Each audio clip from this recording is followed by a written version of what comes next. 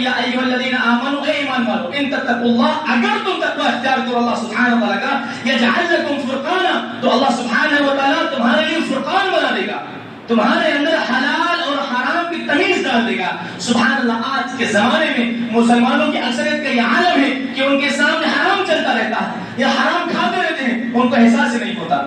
آج کے ٹائم پر گناہ کو گناہ سمجھنا ختم کر دیا۔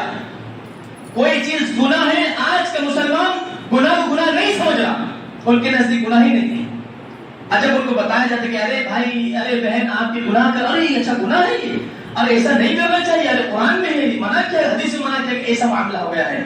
اب کیوں؟ اللہ کا تقویٰ نہیں، اللہ کے علاوہ ہر ایک کا تقویٰ اختیار کر رکھا ہے، تو اللہ سبحانہ و تعالیٰ نے جو حلال اور حرام کی تمیز ہونا تھی وہ چھین لی، سلب کر لی اللہ سبحانہ و تعالیٰ نے۔ آپ کے اندر سے حلال اور حرام کا معاملہ ختم کر دیا۔ نہ آپ کے نزدیک آپ کو حلال کی تمیز، نہ حرام کی تمیز۔ کمائی کے اندر دیکھ لیجیے، حلال بھی آنے دو، حرام بھی آنے دو، کوئی مسئلہ نہیں، مکس آنے دو، ارے سود کا معاملہ کوئی مسئلہ نہیں، کوئی ٹینشن نہیں، نعوذ باللہ۔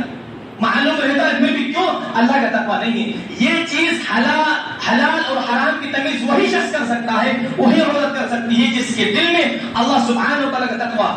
تو آج مسلمانوں کی اکثریت مجموعی اعتبار سے مجموعی گناہ کے اوپر مشتمل ہے، مگر وہ اس گناہ کو گناہ نہیں سمجھتی آج کے زمانے میں۔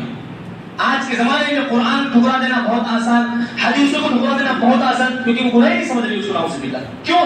بنیادی چیز اللہ سبحانہ و تعالیٰ کا تقویٰ اس کے دل میں نہیں ہے۔